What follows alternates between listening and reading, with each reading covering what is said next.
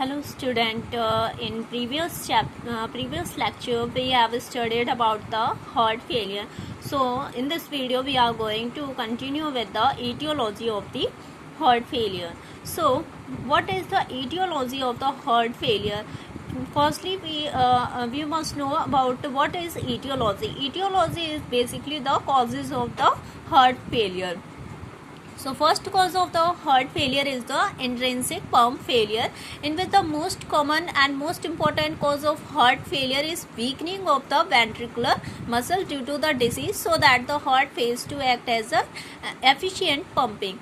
Okay इसमें क्या होता है कि जो हमारी वेंट्रिकुलर मसल्स होती है, कई सारे डिसीजेस की वजह से वो इनफ ब्लड सप्लाई नहीं कर पाती है हमारी पूरी बॉडी को, और इसके कई कारण होते हैं, जैसे कि इस्कीमिक हार्ट डिसीज़ यानी हमारे हार्ट को प्रॉपर ब्लड सप्लाई नहीं होती है, जिसकी वजह से हमारे मसल्स क्या होते हैं, स्वेल हो जाते हैं, जिसे हम मायोकार्डाइटिस कहते हैं. मायोकार्डाइटिस यानी हमारे मसल्स को इनफ ब्लड सप्लाई नहीं होती, तो उन्हें इनफ ऑक्सीजन भी नहीं मिलता, इस वजह से उसमें स्वेलिंग होती है. कार्डियोमायोपैथीज में क्या होता है कि ये कुछ हेरिडिटरी रीजन भी होते हैं जो हमारे मसल्स में स्वेलिंग करते हैं, और जिसकी वजह से हमारी जो वेंट्रिकुलर मसल्स हैं वो इनफ ब्लड सप्लाई नहीं करती हैं, जिसे हम हार्ट फेलियर कहते हैं. ओके मेटाबॉलिक डिसऑर्डर, कई सारे ऐसे मेटाबॉलिक डिसऑर्डर हो जाते हैं, जैसे कि कई बार हमारे जो कोरोनरी आर्टरीज होती हैं, ब्लड की कार्डियक मसल्स को ब्लड सप्लाई करती हैं, उसमें क्या होता है, कोलेस्ट्रॉल डिपॉजिट हो जाता है, और जब कोलेस्ट्रॉल डिपॉजिट होगा तो वो ब्लॉक कर देगा हमारी आर्टरीज को, जिसकी वजह से इनफ ब्लड सप्लाई नहीं होगा हमारी हार्ट की मसल्स को, और वहाँ पे ऑक्सीजन भी नहीं पहुँच पाता. तो ये ऐसे कई सारे कारण है. डिसऑर्डर्स ऑफ द रिदमिया, कई बार होता है जो हमारी कार्डियक रिदम होती है उसमें कुछ प्रॉब्लम हो जाती है, जैसे आर्टरियल फाइब्रिलेशन, जो हमारी आर्टरीज हैं वो स्टिफ हो जाती है, रिजिडिटी उनमें हो जाती है due to the storage of the cholesterol, fats etc. Okay so next cause of the heart failure is the increase workload on the heart. और जब हमारे हार्ट पे कई बार होता है कि हमारे हार्ट पे वर्कलोड बढ़ जाता है, जैसे कि इंक्रीज प्रेशर लोड में occur in the following stage, systemic and pulmonary arterial hypotension. कई बार होता है जो हाइपरटेंशन इंक्रीज मीन्स जो हमारा ब्लड प्रेशर है वो इंक्रीज कर जाता है, और ब्लड प्रेशर इंक्रीज करता है तो हमारी जो वेसल्स की इनर लेयर होती है वो रप्चर हो जाती है, और रप्चर होने की वजह से उनमें इन्फ्लामेशन होता है, और इससे हमारी जो हार्ट तक मसल्स जो ब्लड सप्लाई है वो रिड्यूस हो जाती है. इसी वजह से वहाँ पे हार्ट फेलियर जैसी सिचुएशन क्रिएट होने लगती है. इंक्रीज वॉल्यूम लोड, कई बार होता है हमारे जो हार्ट में है वॉल्यूम इंक्रीज कर जाता है, जिसकी वजह से वेंट्रिकल जो होती है is required to inject more than the normal volume of the blood, resulting in cardiac failure. और जब उनमें वॉल्यूम ज़्यादा होगा तो उन्हें ज़्यादा वर्क करना पड़ेगा ब्लड को पूरे बॉडी में भेजने के लिए, तो क्या होगा, फिर से उन्हें वर्क ज़्यादा करना पड़ेगा, उनकी सेल्स ज़्यादा वर्क करेंगी तो वो उतनी जल्दी डैमेज हो जाएंगी, और फिर से वहाँ पे स्वेलिंग होती है, और फिर वो स्वेलिंग की वजह से इनफ ब्लड सप्लाई नहीं होता हमारी बॉडी को. इसमें कई सारे रीजन हो सकते हैं, जैसे वॉल्वुलर इनसफिशिएंसी, कई बार हमारी वॉल्व्स में ही कुछ प्रॉब्लम क्रिएट हो जाती है. सीवियर एनीमिया, कई बार एनीमिया होने की वजह से भी हमारी जो ब्लड वॉल्यूम है वो रिड्यूस हो जाती है, जिसकी वजह से क्या होता है, हार्ट प्रॉपर हमारी पूरी बॉडी में नहीं, हार्ट सप्लाई ब्लड सप्लाई नहीं हो पाता. ओके सो इस तरह के कई सारे रीजन है. Thyroid toxicosis, arteriovenous shunts, hypoxia due to the lung disease, कई बार हमारे जो लंग्स की फंक्शन वो डिसेबल हो जाती है, जिसकी वजह से हमारे ब्लड में प्रॉपर ऑक्सीजन नहीं आ पाता, जिसे हम हाइपोक्सिया कहते हैं. हाइपोक्सिया यानी कि lake of the oxygen into the blood. Okay कई बार थर्ड रीजन है हमारे हार्ट फेलियर का, impaired feeling of the cardiac chamber. कई बार ऐसा होता है कि जो हमारे हार्ट की चैम्बर्स में कुछ ऐसी प्रॉब्लम होती है, जैसे स्वेलिंग हो गई, उसकी वजह से क्या होता है, प्रॉपर फीलिंग नहीं हो पाती वेंट्रिकल्स में ब्लड की, तो अगर ब्लड में प्रॉपर ब्लड नहीं फिल होगा तो हमारी बॉडी में कैसे जाएगा, तो इस तरह की रीजन क्रिएट होती है, इस वजह से हार्ट फेलियर क्रिएट होते हैं. So now we will come on the types of the heart failure. So here are different types of the heart failure. First is the heart failure may be acute or the chronic. Right sided और left sided and the forward और backward failure. ऐसे कई तरह की heart failure हो जाती है। सो पहले acute and chronic heart failure क्या होती है। एक्यूट ऐसा होता है कि एक्यूट हमारे जो होती है शॉर्ट टाइम के लिए होते हैं और वो सडनली क्रिएट होती है इस तरह की प्रॉब्लम। और जो क्रॉनिक हार्ट फेलियर होती है उसमें वो डिसीज लंबे समय से चलती आ रही होती है और एक टाइम पे वो हार्ट को इतना ज़्यादा डैमेज कर देती है कि वो नई तरह की डिसीज क्रिएट कर देती है, जैसे कि congestive heart failure. Okay, so what is acute heart failure. Acute heart failure में क्या होता है, sudden and rapid development of the heart failure. अचानक से ही और एकदम तेजी से हमें हार्ट फेलियर फील होता है जिसमें क्या होता है, इसके कई कारण हैं, जैसे कि larger myocardial infection.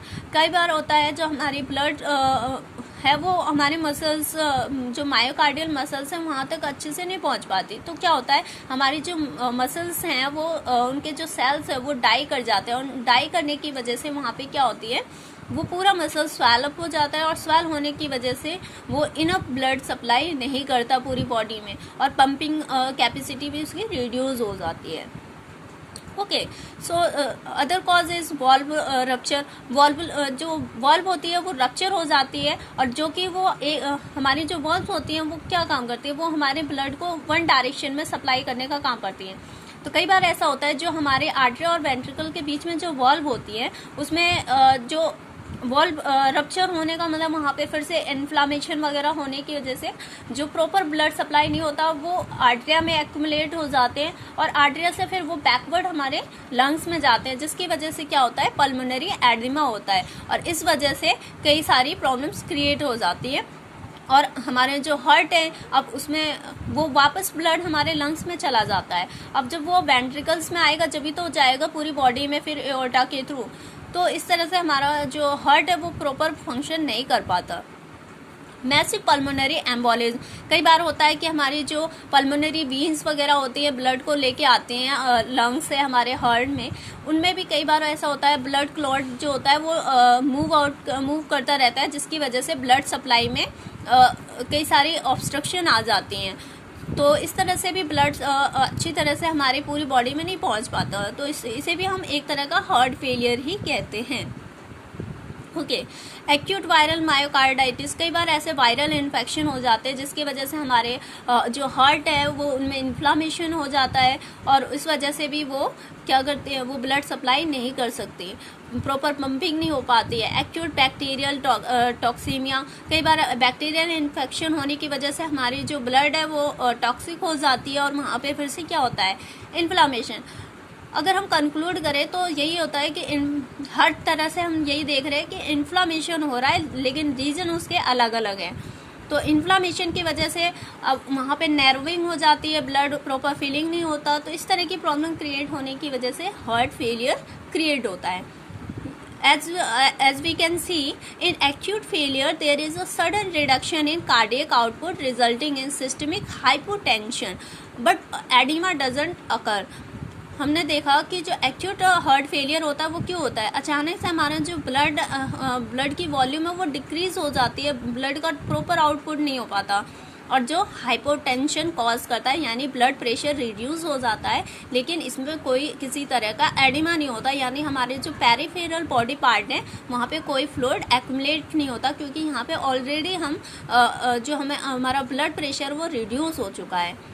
Instead of state of cardiogenic shock and cerebral hypoxia develop. अब जब हमारे जो ब्लड प्रेशर है वो रिड्यूस होगा तो वो पूरी बॉडी में नहीं पहुंचता, कई बार ऐसा होता है हमारे ब्रेन में भी प्रॉब्लम हो जाती है, हाइपोक्सिया कंडीशन जनरेट होती है जिससे सेरेब्रल प्रॉब्लम भी क्रिएट हो जाती हैं।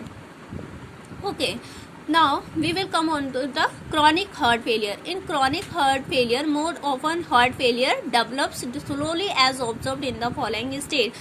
और कई बार ऐसा होता है जो chronic heart failure होती है वो लंबे समय से चल रही होती है। Myocardial ischaemia from the atherosclerotic coronary artery disease, जैसे ये मायोकार्डियल इस्कीमिया यानी हमारे जो मायोकार्डियल मसल्स हैं उसमें क्या होती है, प्रॉपर ब्लड नहीं पहुंच पाता। क्यों?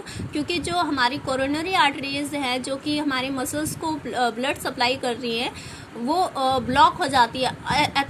एथरोस्क्लेरोटिक यानी कि वहाँ पे क्या होती है, क्लॉटिंग हो जाती है हमारे कोरोनरी आर्टरी में, जिससे ब्लड सप्लाई में ऑब्स्ट्रक्शन आने लगती है और वो प्रॉपर ब्लड सप्लाई नहीं कर पाती। मल्टी वॉल्वुलर हार्ट डिसीज, कई बार कई सारी वॉल्वुलर डिसीज हो जाती है, स्टेनोसिस, जैसे कि हमारी जो वॉल्व्स होती है वो नैरो हो जाती हैं और इससे प्रॉपर ब्लड की फीलिंग नहीं होती है, तो वो यहाँ पे इस तरह से ऑब्स्ट्रक्शन होता है हमारे प्रॉपर ब्लड सप्लाई में। Okay, chronic lung disease resulting in hypoxia and pulmonary artery hypertension, और लंबे समय से लंग्स में जो डिसीज कोई चल रही है जिसकी वजह से हाइपोक्सिया हो जाता है। वो जब हमारा लंग्स का काम ही क्या होता है, वो ऑक्सीजनेटेड ब्लड को हमारे जो हार्ट है उसमें सप्लाई करता है, लेकिन अगर जब वहीं पे प्रॉब्लम होगी तो हाइपोक्सिया तो जनरेट हो गई, वहाँ पे ऑक्सीजन की कमी होगी ऑलरेडी, जिससे पल्मोनरी आर्टेरियल हाइपोटेंशन भी हो जाता है। ओके,